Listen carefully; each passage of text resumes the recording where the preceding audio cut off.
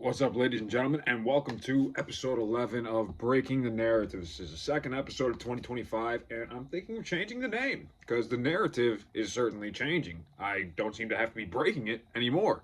So now it's just the narrative. Anyway, like, share, subscribe if you're getting anything from these videos, and we'll dive right into it because we got so much to cover in just 2 days. In the first 2 days of Donald Trump's presidency, it's amazing how much he's gotten done and been able to do, literally more than Biden did his whole presidency. And the transparency has been so refreshing. I mean, I'm sure we can all agree on that. And we haven't had that in a very, very long time. So it's always nice to see.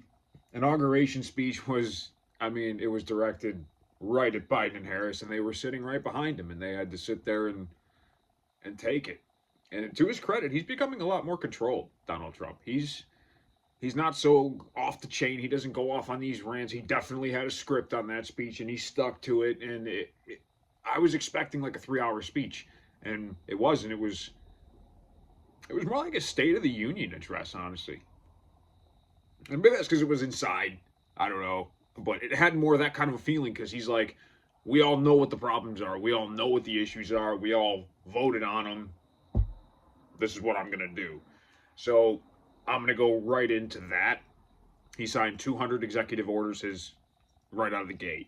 And that was what he said he was going to do. One of his main priorities was the January 6th hostages. Now, obviously, this has caused a lot of controversy. Now, I typically don't do the what about argument. I don't like that. I don't think it justifies anything. Like we were taught when we were kids. Two wrongs don't make a right, but three lefts do. Anyway, in this case, I think it is relevant because it's literally a direct. It's comparing apples and apples. So I think here we can do it. He did pardon over 1,500 people. Most of them were nonviolent criminals, and I agree with those pardons. I think these people were prosecuted for absolutely no reason, especially given the fact that we have this emerging evidence now. The FBI's come out. They've admitted that they had over 23 active agents embedded in the crowd as MAGA supporters, and then they had, we've got plenty of video to people attesting to cops inviting them into the Capitol and come on in, and they say it felt like a trap, and it was a political trap, and then apparently they were kept in very bad conditions. I don't know if Trump's just exaggerating there, if he's just saying in general that jail is a bad condition to be in. But I'm glad he pardoned most of them. Now, when it came to the violent ones, even J.D. Vance went on TV and said, if you committed a violent crime on January 6th, you shouldn't receive a pardon, and that's just common sense. Now, I actually agree with that. But, like Trump said, because he was asked this question directly, and unlike Biden, he answers the hard questions. He said, the reporter said exactly what I just said about J.D. Vance. And he said, why is your vice president wrong? And Trump said, for one reason alone, he was very respectful of his vice president when he said this. He said, only for one reason, is that these people served almost 5 years in jail already. So it's not like and some of these were commutations as well, not pardons. So it's not like you never did this. It's still, no, you have a guilty thing on your record. Your sentence has simply been commuted so that you don't have to spend any more time in jail. So many of those were commutations of those violent ones. Fundamentally, I still don't agree with it. I've always said I'm going to call Trump out on the shit I don't agree with him on. That's one of them. I think the violent offender should have at least been looked at separately. That's how I would have done it, and that's how I expected him to do it. But in the spirit of getting everything done fast, whatever. Now, the whataboutism I was talking about was 4 years ago when it was just assumed that Trump was going to pardon his family because some of his advisors were telling him, do you want to pardon your family? Do you want to pardon your brother? Do you want to pardon yourself? And he said no. And he said this was in an interview with Hannity tonight that no, I refuse to do that because I didn't do anything wrong. And the people that I was advised to pardon probably wouldn't have accepted the pardons because they didn't do anything wrong either. So there was a lot of talk back in those days in 2020, and I looked at these videos to make sure the readout with Joy Reid and etc. That's the one I'm going to reference here. Adam Schiff, because he was given a pardon, that's why I'm referencing this one. He went on to the readout, which is my favorite host in the world, Joy Reid's show, And she specifically asked him, would anybody need a pardon if they weren't guilty? And he said, absolutely not. The fact that they accept the pardon or the fact that they're given the pardon just implies guilt. So while these J6 people were tried, convicted, and served sentences, Biden gave pardons to Dr. Fauci and his brother and his sister and their husbands and wives and his son, but not to himself, which is strange. But then again, he's got the Immunity Act that the Supreme Court just passed that nothing he does as president can be prosecuted against. However, the pardons go all the way back to 2014. And I looked this up. This strangely coincides with the same time that Hunter Biden decided to join the board at this energy, company, this foreign energy company, and he has no experience in energy. And the prevailing theory is that he was peddling his father's interest. Based on the FBI documents I've read, they name every single other Biden in it, and then they also reference the big guy. So if you, by process of elimination, subtract every member of the Biden family, and then you add the big guy in there, and Joe Biden was vice president in 2014, he was president in 2020. Who else can the big guy be? It's got to be Joe. So we kind of know what that was. We kind of know what happened there. And Biden decided to protect himself and preemptively pardon all these members of his family when they haven't been been charged with any crimes.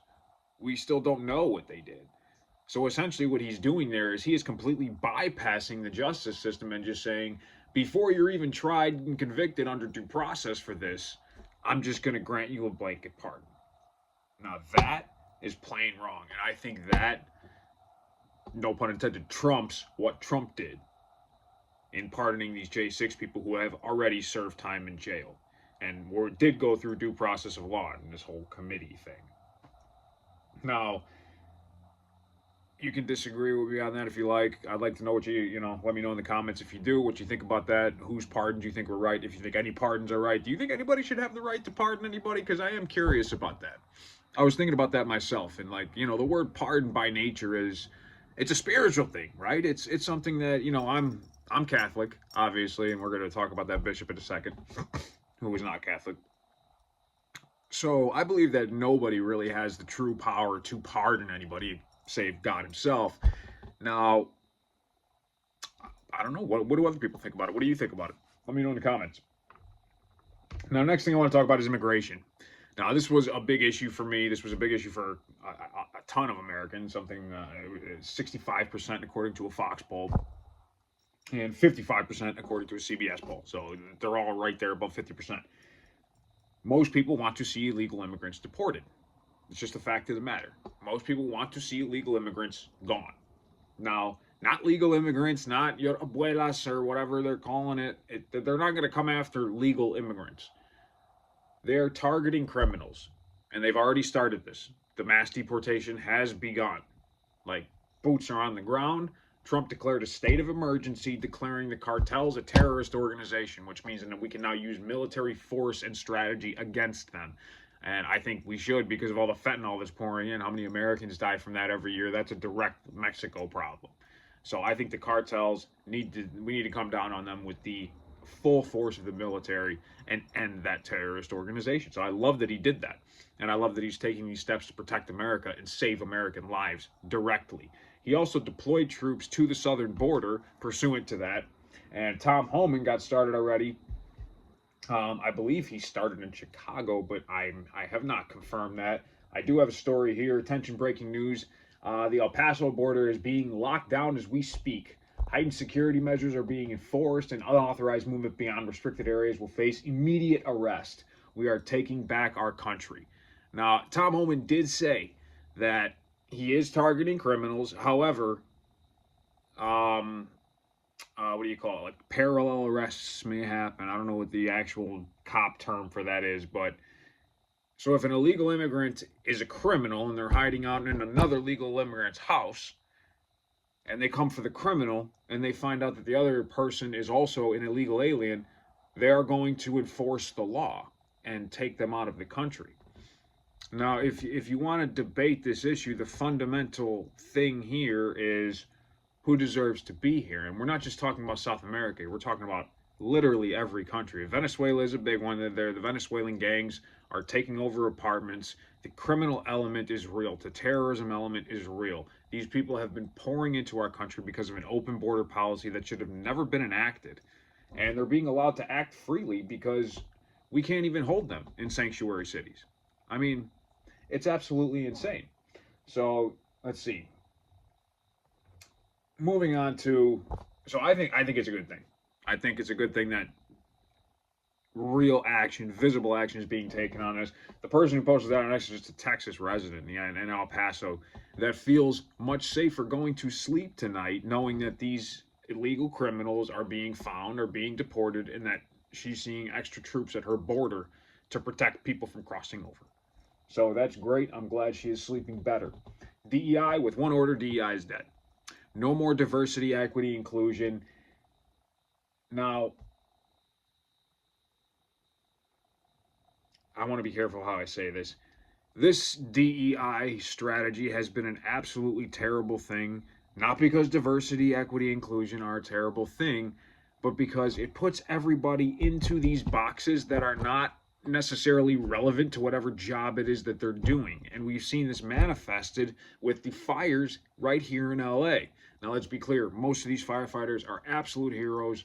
They are out there capable of doing their job, and they did go above and beyond doing their job. And I applaud and thank these people for their service.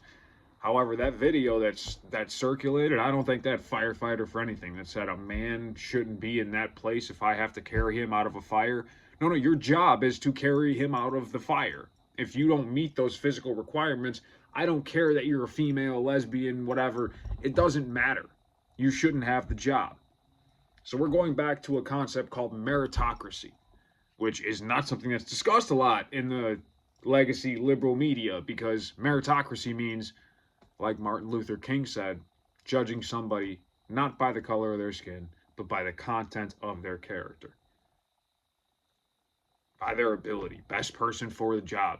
So that's why DEI is dead. Trump's executive order was very clear. All DEI programs have to be shut down by a certain time on Wednesday. It was like 5 p.m. on Wednesday, and they are. If you try to go to like the DEI pages of any of these government websites, all the departments are totally gone. Everybody who worked in those departments was placed on a paid leave until they could figure out exactly what to do with these people who were working in these departments and spending our tax dollars for absolutely no reason. It actually hurt production and hurt the economy, hurt everything about what this capitalist country stands for. So that's great that that was ended too. And mind you, he did this all while sitting at the Resolute desk and doing interviews after the ball and the inauguration. I mean, isn't it nice to have a president with some transparency? We've lived for so long, like not knowing what the hell Biden's doing, not even knowing if he's awake. His schedule having to be managed by his aides. Now it's all coming out that he was not mentally fit to serve. And now finally, we're seeing a really stark contrast with Trump here, because he is all over everywhere. Somehow the guy is tweeting and truth socialing and doing interviews and signing executive orders and running the country all at the same time. And Biden couldn't even do like one of those things. So I think it's pretty amazing. In fact, Sky News, which is an Australian news source that I love to watch because they got some really good programs. They said in just 2 days they've had more access to the president of the United States than during Biden's entire presidency. So we've already discussed the pardon, so that was enough whataboutism for one day. I'm not going to put you through that. So we'll just move on to the trans issue. Executive order said there are only 2 recognized genders by the United States of America now. There's no more. That's it. Male and female, and those genders are assigned at birth. This is a scientific truth. This is not a question of whatever. And they didn't say anything about identification. So if you want to identify as a trans person, that's fine. We're going to define it as what it is. It's gender dysphoria. Instead of getting help for it, you're going to succumb to it and live that way. If that makes you happy, God bless you and do it. But there has to be lines drawn. And this executive order is going to give us the ability to draw those lines. For instance, men playing in women's sports, it's absolutely unacceptable. Absolutely unacceptable. and then men and women's private spaces, absolutely unacceptable. Anybody who disagrees with that, like I don't know how you can if you have a mother or a sister or a wife or a girlfriend. Like, do you want them going into a locker room and some trans girl, some guy walks up next to him and whips his penis out just because they do have penises? That's how that works. I don't think so. You know, this is such a small percentage of the population that it really shouldn't even be this polarizing of a discussion. But the left, again, they leaned on it so hard as an issue that it has become that. The most successful ad in recent history of campaigning was the one that said Kamala is for they them and Trump is for you. A lot of people looked at that, and even if they didn't support Trump, they were like, "Wow, you know what? That makes a lot of sense." So, moving on, ladies and gentlemen, the bishop. It's a total disgrace, frankly. She turned her sermon into a woke activist rant, which she is a woke activist. I looked it up. She was outside the George Floyd rally talking about, using some stupid metaphor about being under the neck of society, this, that, and the third. She is a disgrace to the name of bishop. Frankly, she shouldn't be able to be called a bishop. And I know the Catholic Church doesn't have the best history. I know we don't have the best clergy. And I know some of them are flawed, no doubt. I mean, the church has been through a few scandals, some recently, some not so recently. But you know what? I don't follow the people in the church, I follow the teachings of it. So even our Pope at this point is unholy. I don't believe in him at all. So total disgrace as bishop. I'm glad Trump came out with the post that he did. This person should not have brought this stuff up. And frankly, it's inaccurate. Why does an executive order saying that there are only two genders recognized by the government, male and female, and they're assigned at birth, why is that making gay and lesbian kids scared? And considering there's no such thing as kids with gender dysphoria, they're not old enough to develop that yet. There are no trans kids in the sense that they're talking about. Now there is a term called hermaphrodite that where somebody is born with both sex organs. Those do exist. They're real. That is a true trans person in the sense of of the definition of the word. But trans, like a man who just wants to be a woman who just wants to be, that's not a trans person. That's a person with gender dysphoria. It is on the DSM-5 list. If you're one of those educated people that needs to look everything up or prove that your education is somehow makes you superior to me, go ahead and look it up. But while we're on that topic, education does not equate to intelligence. In fact, I'm glad I don't have a college degree because I'm not indoctrinated. I watch these Charlie Kirk videos, Candace Owens videos when they go to these colleges and what these kids are saying. It is absolutely insane, and they are completely out of touch with how the real world works, how society works. Even though the college is a society in and of itself, it's just an echo chamber. And clearly they're all echoing the same message. So education reform is coming. It's just not at the top of the list. It's not on my list, at least. I don't know. There were over 200 executive orders. So I got to look through. Maybe there is something about the education department in there. Frankly, I think there should be, because I do want kids someday. And as a future father, I am concerned about what my kids will be taught in health class. Frankly, it's my choice as a parent what to teach my children in terms of morality, sexuality, things like that. It is not the school's choice at all. It's not the government's choice at all. So you want to do whatever you do in your own home, in the closet, fine. When it comes to the standards of the country, there are two recognized genders, and get that crap out of the schools. Period. So I'm glad that's done. Now, I want to end with this, a little kind of analysis of why Trump would do this, why he would run for a second term and fight these court cases and everything when, if he would have stepped down, they likely would have just left him alone. So why? Why would Trump do this? Let's think about it. He's an ultra rich billionaire with a gorgeous wife who is half his age. He can retire to any one of his multi-million-dollar properties across the world. He can go to Scotland, he can go to Florida, he can go wherever he wants, go to New Jersey, and literally live an envious life. Not just a nice life, not just a, yeah, it's okay. Envious life. He can have anything he wants until the day he dies. Has a big, beautiful family, tons of kids and grandkids, and just so much to enjoy. And you don't think he would want to do that rather than take the most demanding job on earth? Why? Why would he do it? Now, I've seen him say in interviews it's because he wasn't done. He had a vision for this country. He wasn't able to achieve it because he was blocked at every turn. Now he's not making those same mistakes again. He's making all the right appointments. And he's making sure that his second term is much more effective than his first. And I think the gap in the middle, honestly, was good. It gave him 4 years to analyze and sit back and take it all in and really get a beat on what's going on. And he has a great understanding of what's happening in the country right now and how every group of people are feeling. He has a really good handle on that. And it's just an observation I made.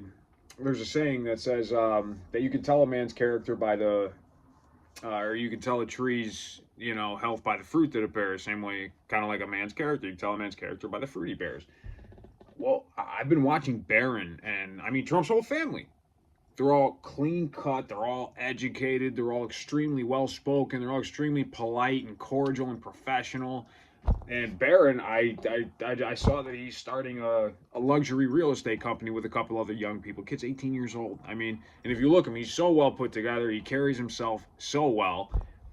And I don't know. I just don't see if Donald Trump's such as Nazi devil, whatever. How did he raise such a good family? And not just like one kid that he has. I don't even know how many kids he has. He has a lot. He has daughters. He has sons. So just something to think about. And then conversely, on the other side of it, let's look at Kamala Harris. Let's look at Barack Obama.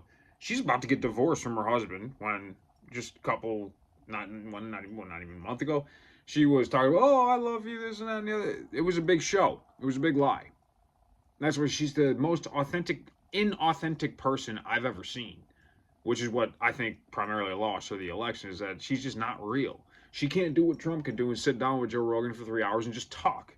Everything is scripted. Everything sounds like it was written, like she's like they're making a speech. Like, just talk. Just answer the question. How many genders are there? 2. You don't have to preface it with anything. You don't have to suffix it with anything. Just say 2. And that's just an example. It's like she could never just answer a question. She could never just have a normal conversation. She was never relatable. And now we find out it's because she was totally fake. There's reports that there's trouble in that relationship and in the Obamas. Michelle Obama and Barack Obama haven't been seen together. Apparently, there's some acrimony in that relationship also, but those rumors are more unconfirmed. There was actually an article in the Daily Mail about Kamala and her divorcing Doug Emhoff, the guy who, abused his ex-wife, cheated on her, and got the nanny pregnant. Real stand-up guy. But anyway, all right, that's all I got for you guys today. If you like this video, please like, share, and subscribe. I will see you guys next time.